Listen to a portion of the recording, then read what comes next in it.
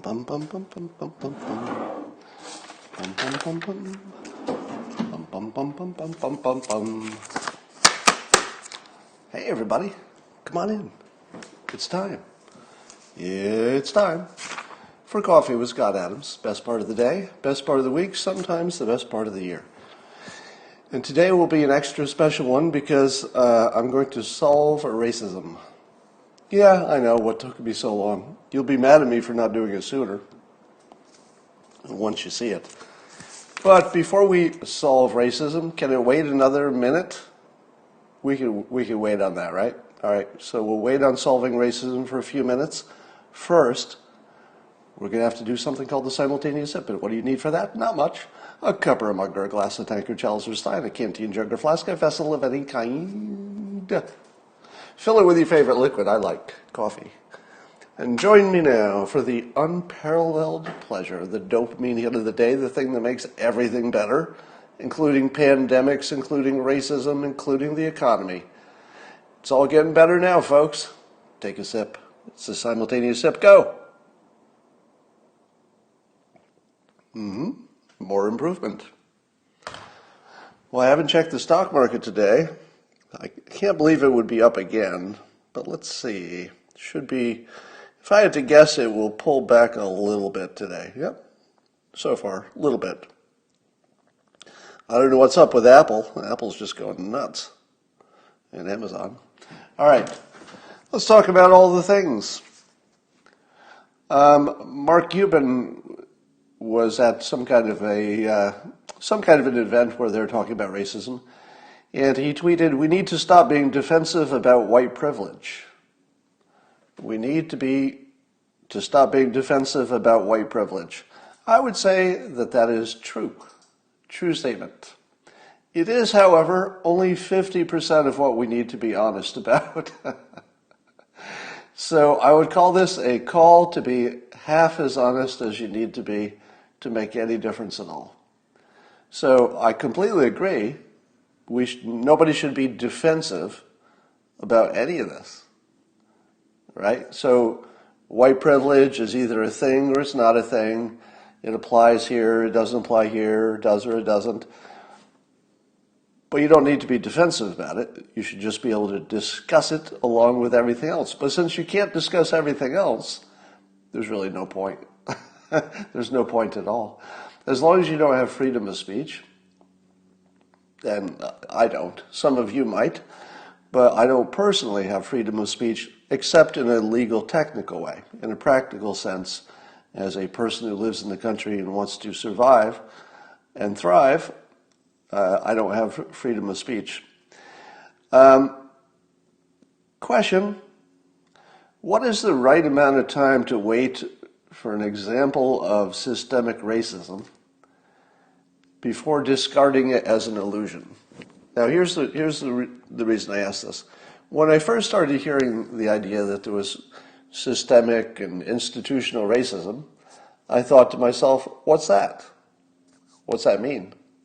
And then I heard a definition of it, and it has to do with the entire structure of how things are put together could favor or not favor one group or another. And I thought, all right, that makes sense. I could totally see how systems would be formed and would not favor one group over another. That makes complete sense. And then I kept waiting for some examples. And I thought to myself, I don't want to be rude. I don't want to question whether this is real or imagined, because that would be kind of obnoxious, isn't it?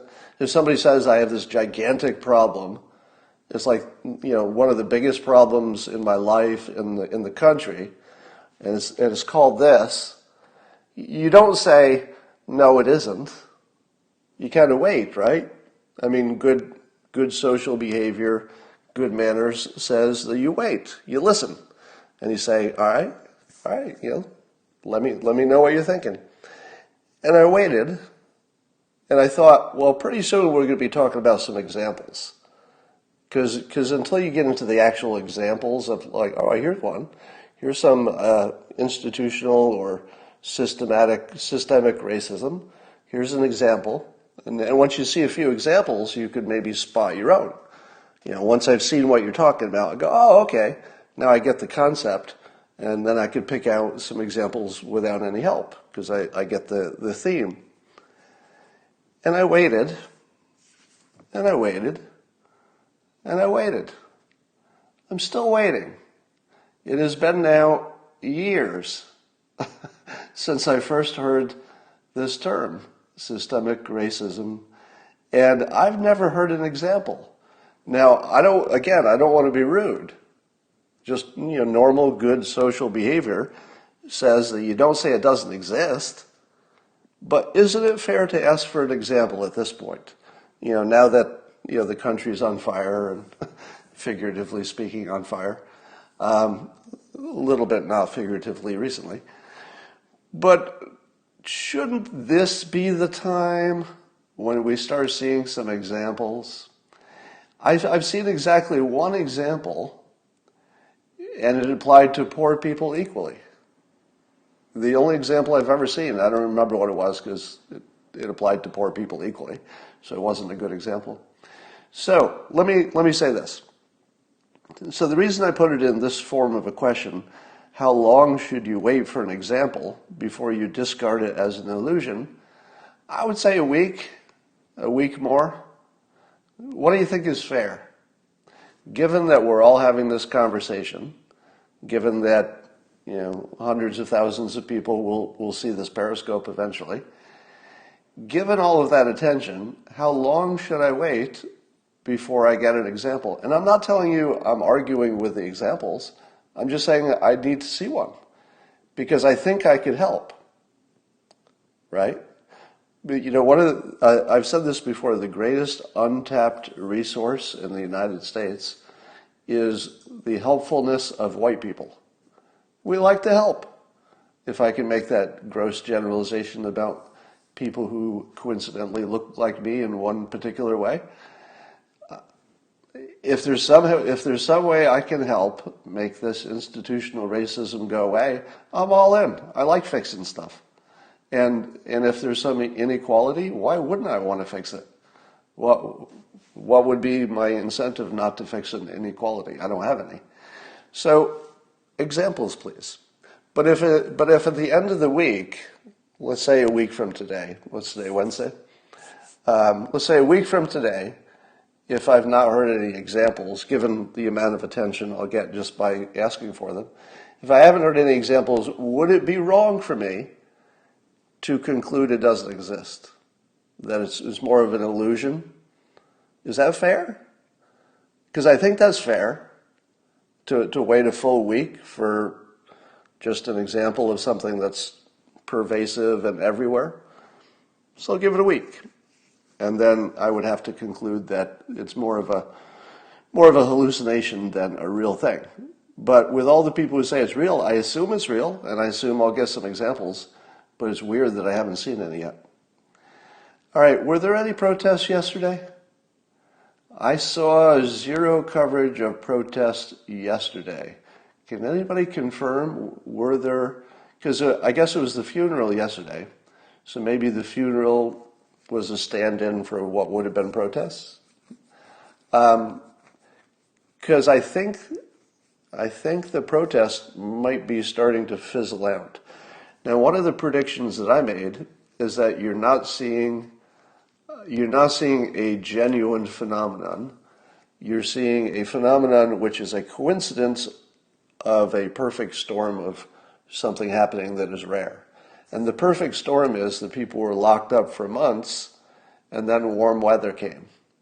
If you lock people up for months and they don't have, their energy is kind of building up and not being released, it needs to be released.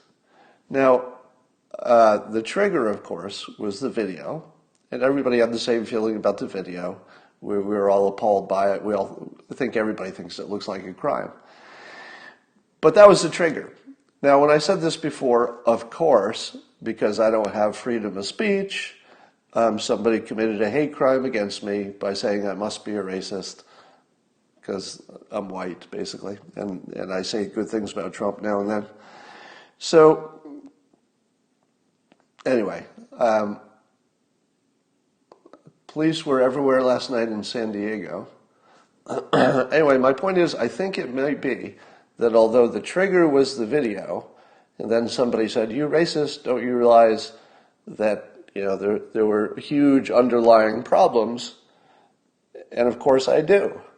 I'm just saying that those huge underlying problems would not have turned into this specific form of expression that ended up attracting looters and everything else, that wouldn't have happened without the trigger. If you took that trigger away, we just would have limped into the summer with all the same problems we always had, but without the riots. Now you could argue that the protests and the looting, etc., were productive, but I don't think you could argue that they would have happened on their own, not without some trigger. So you had a trigger, but I think that if you take the energy out of the situation, which is what happens when everybody just gets tired, if you've gone out, let's say you protested 3 or 4 nights, how many more nights do you want to do it? All right? Your energy to protest the first night, sky high. Second night, still high. Third night, pretty good. Fourth night, do you protest a fourth night? An individual? You start to run out of energy. So I think the natural direction of this is to reduce in energy. It has, however, I would say that the protesters have accomplished at least one thing that never happened before. One thing that they've accomplished for sure is that a lot more people are talking about specific solutions. So we never saw before, I don't think, maybe, I could be wrong, but we've never seen before Congress putting together an actual set of laws and legislation to try to deal with police brutality, or let's say just police conduct, police misconduct. So something happened. You can't argue that it didn't create some kind of activity. Now, none of those laws have been passed. Who knows if any of it will turn into anything? But I would say that it did turn into something, at least something positive, even if the net was not as positive. I of course, have told you that I'm not interested in talking about the specifics of fixing the problem, because unlike some people in America, I don't have free speech. Now, I don't have freedom of speech in the sense that, the entire topic of racism, I can only sort of talk about in surfacey ways, approved surfacey ways. So I don't have actual freedom of speech to really get into the details and talk about what is true and what is not true and the data and stuff like that. If I did have freedom of speech in this country, and again, I don't mean legally. Of course, legally I have freedom of speech, but in a practical sense, I don't, like most of you don't.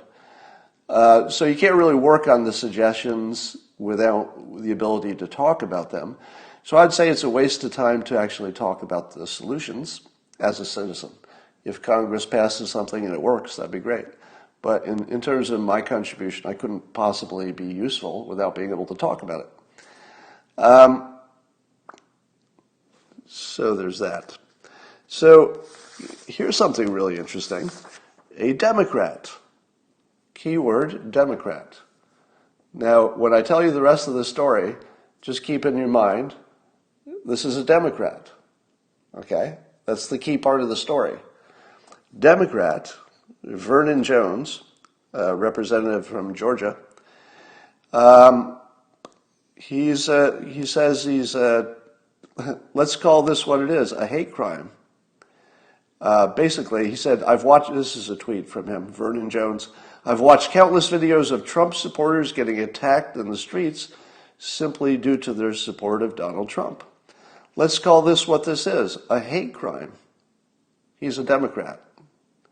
A hate crime. And as we return to the legislature next week, I'll be introducing legislation that'll make it such. So it's a Democrat, Vernon Jones. I believe he's African American, which also, gives a little context to the story.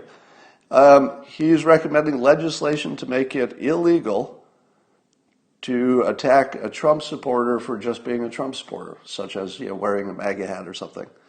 Now, how much do you love this guy?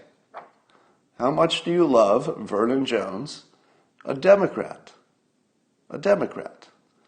He's the guy introducing legislation to protect Republicans.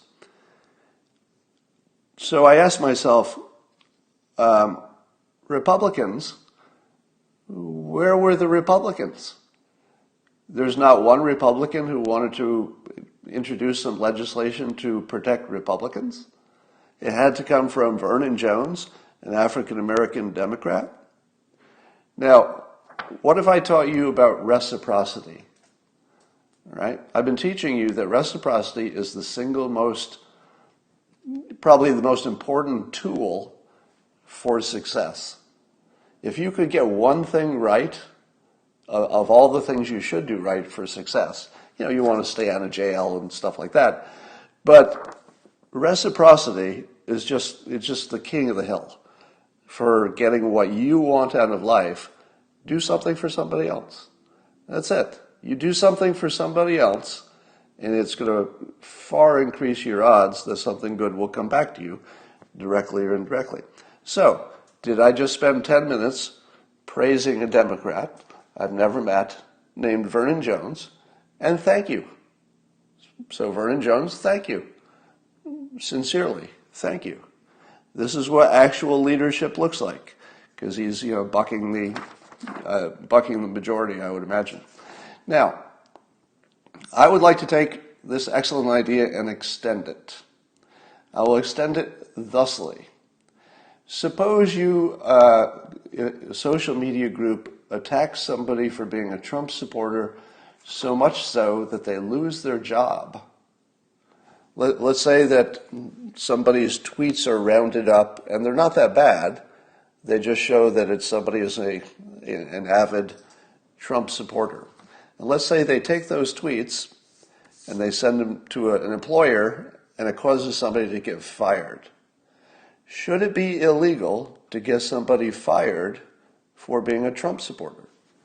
Well, I would say it should not only be illegal, it should be a hate crime. Because if somebody is attacked because of their support of a political party that is a completely legal, functioning political party, Republican, if you get fired for that, and the reason you get fired is that somebody organized an attack to talk to your employer to get you fired, under those conditions, should that not be a hate crime? Because it is. If you steal somebody's job just because you hate them, basically getting them fired, that's stealing their job. You're not stealing it to keep it, but you're taking it from them. All right. If you take money from somebody, or let's say you burn down somebody, let me give you a cleaner example. If I burned down your house because you were a certain political party, would it be called a hate crime? Yeah, it would be. If I burned your house, even if you weren't in it, let's say there was no danger to anybody physically. If I burned down your house because of your race, your beliefs, your religion, is that a hate crime? And the answer is yes. Now, a house is just an economic good, right? It's something that has a dollar amount. It's not a person. It's just a dollar amount economic entity. Now you live in it, you got your private pictures in there, so it's worse. But my point is, if you take somebody's job, it's not that different from burning down their house. And if you would agree that it would be certainly a hate crime to burn down somebody's house for being a certain political party, it's a fucking crime if you get them fired. If you get them fired for their political beliefs, and this is happening in this country, I'll be telling you a story about one that I know of later, but not today. This needs to be a hate crime, not just a crime. It needs to be a hate crime, and there should be jail time. So I think you should actually go to jail if you're getting somebody fired, or even trying to. I would say even if you tried to get somebody fired for their political beliefs and it failed, you should still go to jail. Jail. Actual jail. I'm not talking about a fine. I'm not talking about being sued. I'm talking about jail. I'm talking about putting you in a cell and you spend some time there. Because if you burn down somebody's house for their political views, would you go to jail? You would go to fucking jail every time, assuming you got convicted and everything. Every time. So what is the real difference between burning down somebody's house for their political views versus organizing a mob to take the person's job? There's no difference. It's the same fucking crime. Jail. There should be jail for that.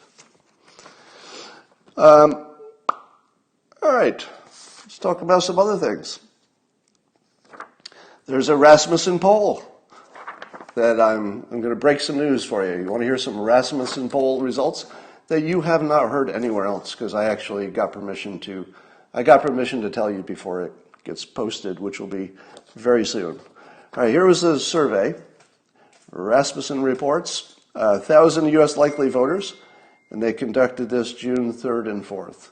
So use your imagination to wind back your brain to June 3rd or 4th. We're sort of right in the middle of a lot of the protests when things were pretty hot. And here was the first question. Do you have a very favorable, somewhat unfavorable, or very unfavorable impression of Black Lives Matter? So this is the existing thing. All right, so very favorable, 32%.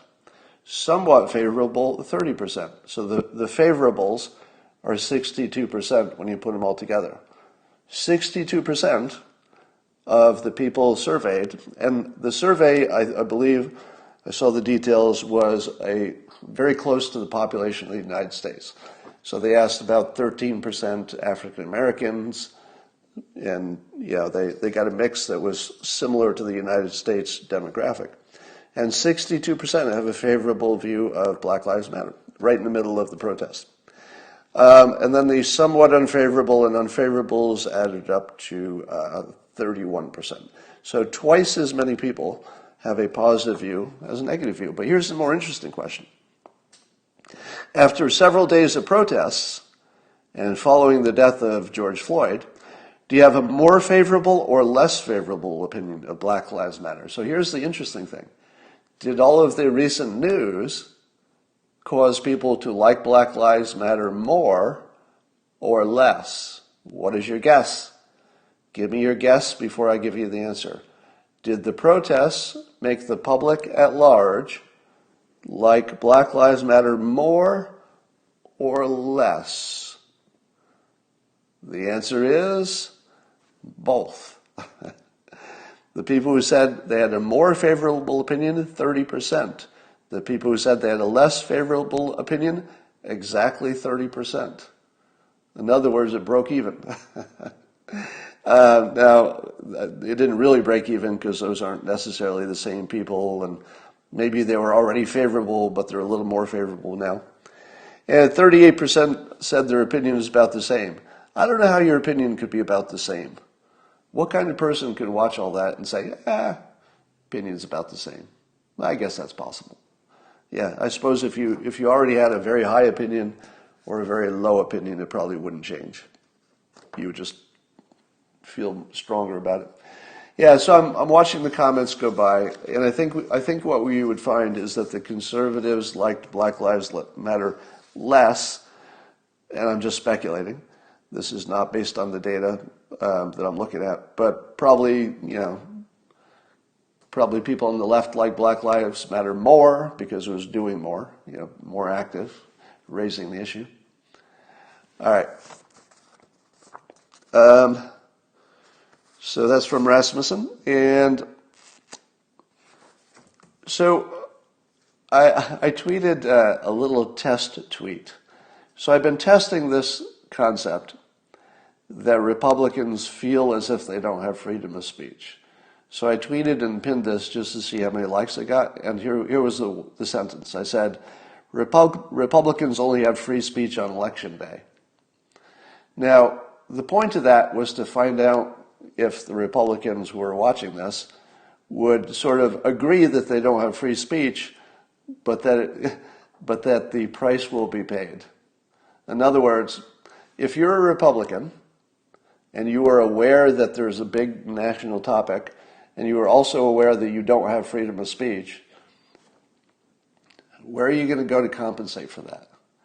Like your incentive to vote is just sort of through the roof, because it'll be the first time you can be honest. The one time you can be honest is when you walk in that voting booth and you pull the lever or fill out your form or whatever, because you can honestly vote. You can totally honestly vote, but you can't honestly talk. You don't have freedom of speech in a practical sense. You do in a legal sense, of course. And it got 4,400 retweets, which on the size of my account is a lot. So I love that I could use Twitter to quickly test a notion. So I was quickly testing if other people were feeling the same. And then this morning I wake up to at least 3 major accounts tweeting the same concept, that we don't have freedom of speech, so we can't really talk about the topic honestly. I think 4 different accounts had the same theme, that we can't make progress because we can't talk about it. So you're going to see more of that. I would also say it should be a hate crime for social media, somebody on social media to label a Trump supporter a white supremacist. What do you think of that? If somebody on social media were to call a Trump supporter, who's just a Trump supporter, hasn't done anything specific to be, objectionable, and they're labeled a white supremacist just for being a Trump supporter, is that a hate crime if they do it publicly? If somebody calls you out and labels you a white supremacist on Twitter, would you call that a hate crime? I would. Because, you couldn't use the N-word. You couldn't call somebody any other kind of offensive, hateful thing. Now, calling somebody a white supremacist really is an invitation to violence, I would say.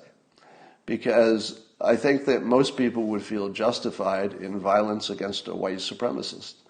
So I would say that if somebody labels you a white supremacist for having, just an opinion about things, and it's not a white supremacist opinion, you're just a Republican, I would say that's a hate crime because it is an invitation to violence, directly and indirectly. So I'd like to see those changes. And without those changes, I think social media just has to be regulated like any other utility or publisher. Let's see. There's additional scientific evidence for the fact that your genetics make a big difference in how susceptible you are to COVID and coronavirus. So there's now a second study. There was one in China that had the same result, that found that blood type O is more resistant. Now, it's not completely resistant. It's it's in the teens of resistance. It might be 10 to 19% or something in that range. But there is a pretty measurable difference. If you got type O, you're more resistant. My guess is that there are other factors in your genetics that would also be predictive. So you remember I told you early on, if you're keeping score of which pundits predicted correctly as we went, one of my earliest predictions is that there would be a strong genetic component, and if we knew that genetic component, it might help us determine who to keep safe and who's at risk. Remember, that was one of the first things I said months ago, and now science has confirmed. So I was right about masks, right about closing the airports, even before the president said it. I don't know how many times to say it because it blows my mind that my medical advice was consistently superior to the World Health Organization. And most of you too. I think if you could, a monkey with a dartboard would have been better than the World Health Organization. But man, I freaking nailed it. Let me say this as starkly as I can.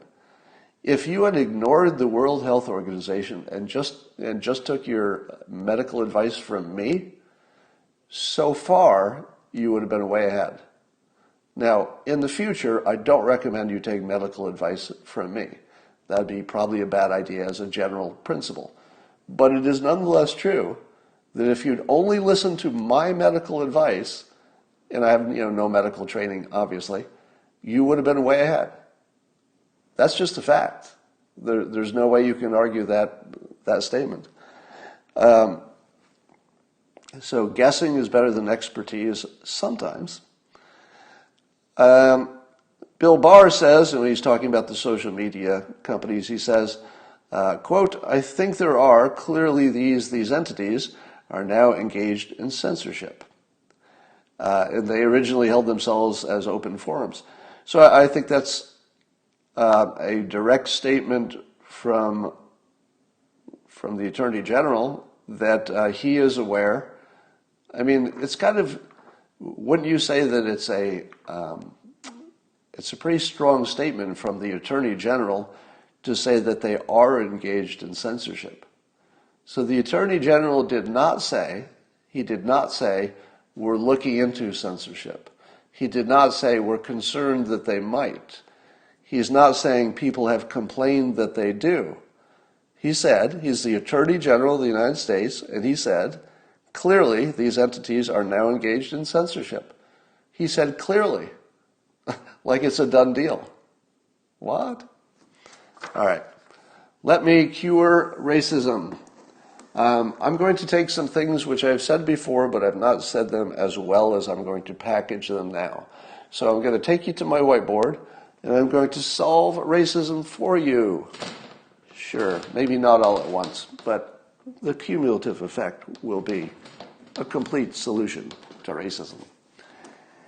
And it comes from understanding it like this. All right, so some of this you've seen before, but I'm going to package it better. You have a brain. It's a big old lump of stuff inside your skull. Your brain is a pattern recognition machine, but it's not a very good one, and that's where all our problems come from.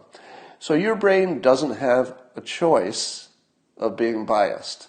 It's designed to be biased, because you can't do a scientific controlled experiment for all of the thousands of decisions you make every day, from whether to cross the street, how to start your car, what clothes you put on, thousands of decisions every day, and you don't have any data or scientific studies, so you use your bias. You say to yourself, well, the last 5 times I did whatever, it worked out well, so I'll do that again. Or the last 3 times I tried this, it didn't work, so I won't do that again. So your brain is really just a pattern recognition machine that's running all the time, and you can't turn that off, even though it doesn't do a good job of it. So if you see a pattern that's not a real pattern, you're still going to think it's a pattern, because you don't have time to do a deep dive on everything. So you can be misled by your pattern generating machine, and your being misled will make you biased, bigoted, racist, sexist, ageist, and all the other isms. Because your brain is very biased. It just looks for patterns. It's dumb. It sees a pattern, even if it's not a real pattern. Could be an imagined pattern. And it just says, well, it's the best I got. I'll go with it. Now, the problem with Black Lives Matter and their approach to things and systemic racism, etc., is that they're trying to fix this. They're trying to fix the fact that people are biased, bigoted, racist, sexist, etc. Well, they don't care about the bottom one so much, but they're working on the racist part. The problem they're trying to solve, can't be solved. So if you're wondering why racism hasn't been solved, it's because it can't. It's not a thing. It's not a thing that has a solution. I'm not saying it's hard. I'm not saying we don't know how. I mean, it is logically unsolvable by its nature. Because to solve this, you'd have to remove our brains. Because you can't rewire a brain to make it not a pattern recognition machine. That's its basic nature. If you made your brain not capable, or at least not automatically operating on patterns, it would also no longer be a brain. It just wouldn't do anything. You would just sit in the chair and starve to death. So this is not solvable in any sense. There's nothing you can do. Cannot solve the basic nature of the human brain. And if you try, you're doomed to fail, and here we are. Here's what you can do. So instead of doing what you can't do, how about doing what you can do? Your bias is permanent. You can't get rid of bias. It might change over time as you have new experiences and they cause new or revised biases, but you're always going to have bias. But what you can do is make sure that your filters are strong. Your moral filter says, no, I don't want to treat people with bias. So I'll use my higher level thinking to try to tamp down that instinct. You could put your social filter on it and say, no, I want to be a good person. All my friends are good people. I want to be a good person. I don't want to be that kind of person. So I'll use my social filter to tamp down my bias. And then there's a practical filter, which is how would society work if we just go around discriminating against each other for race or anything else? It doesn't work very well. So from a practical perspective, if you want to have a better world, of course you want to tamp down your bias because it just works better. If somebody comes in and asks for a job, do you want to lose the possibility that you could have hired the best employee you'd ever had because you were being biased? No, it's just not practical. You would rather look at the resume and say, oh, okay, I was a little biased when you walked in the door because you weigh 110 pounds and the job requires lifting heavy objects. But now that I've looked at your resume, I see here that you're a bodybuilder. Couldn't tell the way you're dressed, but looks like you could actually handle this job. Okay, you're hired. All right, so on a practical basis, you don't want to lose the chance to hire the best person you ever had for the job, so you want to overcome your bias. So here's what I'm saying. If you spend your time trying to fix this, it's just a waste of time. You can't fix it, you shouldn't fix it. It's the basic nature of your operating system for your brain. You can't change that. But you can certainly strengthen your filters. You can strengthen your filters. So imagine starting early and saying to kids, look, you're going to be biased. There's nothing you can do about that. But you can strengthen your filters. Here's why being biased doesn't work for anybody. Here's why it's immoral. Here's why you're not going to have a good time with your social life. It's just not going to be as good if you're operating on your biases. So, to some extent, I'm stealing these ideas from Morgan Freeman, for example. Morgan Freeman, and this isn't his version of it, but I borrowed from his version as inspiration.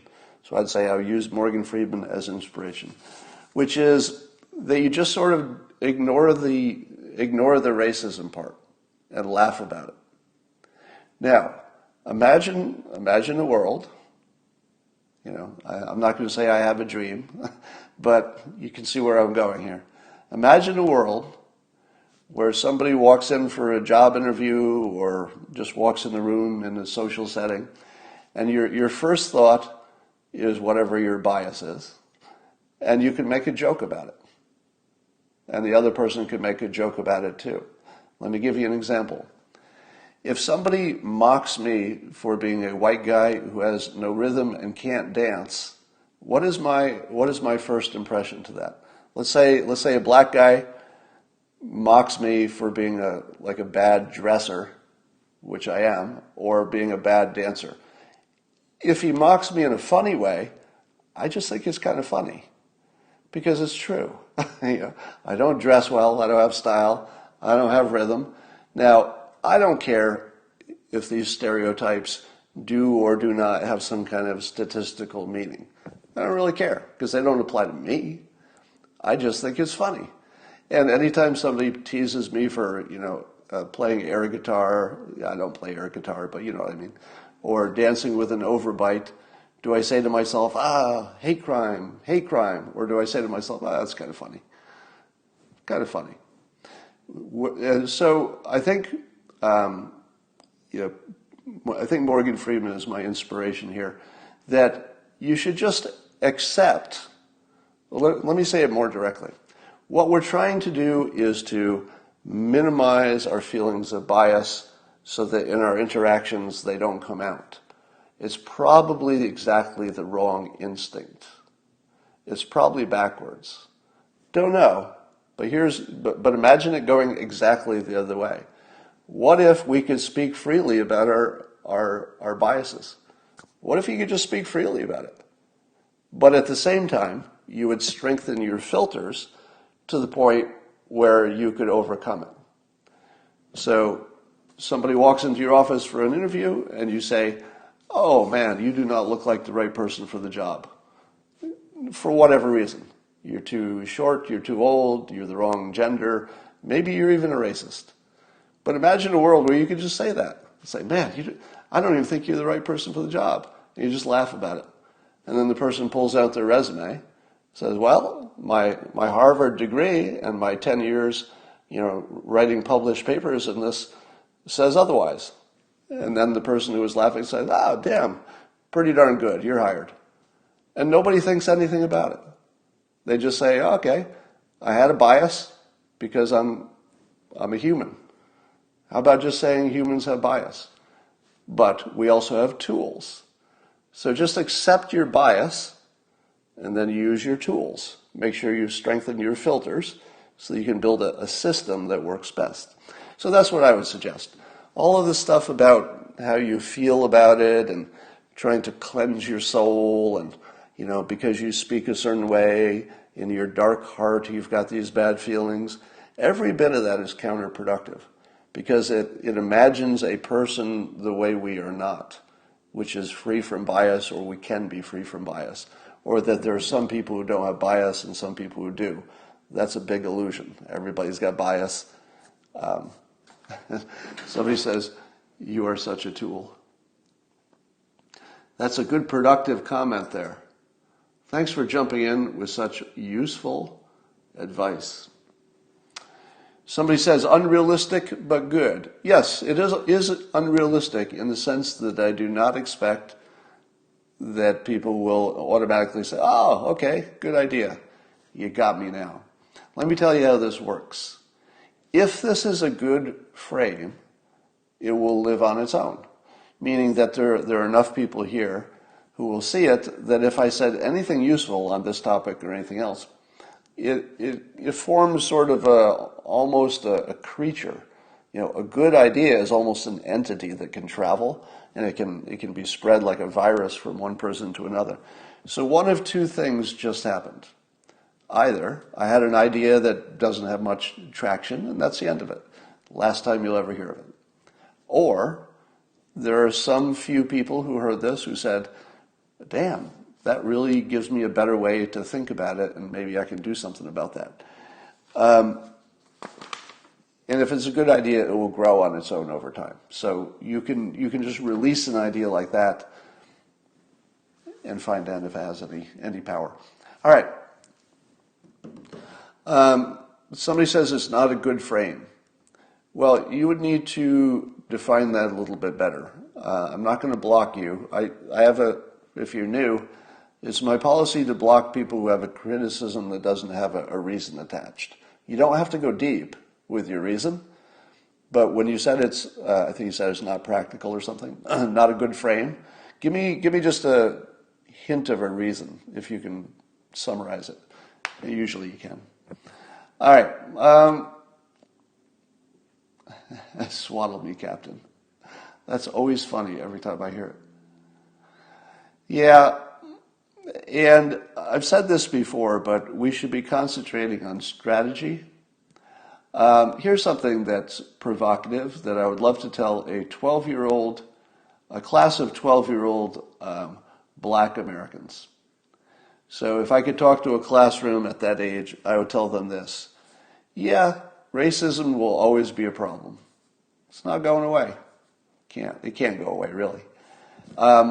But while you might be disadvantaged, let's say socially or even systemically, I haven't heard examples of that, but I'm sure I will. So you might be disadvantaged in this life because of racism, etc. But you also have a tactical advantage. And they would say, what? Yes, that's right. You have a disadvantage because of racism, but you also have a tactical advantage if you have the right strategy. And the tactical advantage, and I'll just give you the one obvious example, which is you could walk into any Fortune 500 company, and if you have the same qualifications as a white candidate, you'll get the job every time, because the company needs diversity as well as employees. So if you can get a good employee who has the same capability as everybody else who's applying, but you can also get some diversity, far preferred. And that's as close to a universally true statement as you can make about corporate America. So I would teach the class, yes, you were born into a world that's going to have some racism. It's always going to be there. So here's your strategy. Be tactical. You can slice through that like it didn't even exist because your tactical advantage is so strong if you use it, if you have the right strategy. So that's the way I would go. Let's find out if we have any freedom of speech, and we'll get back to social media, and we'll find out. And I will talk to you later.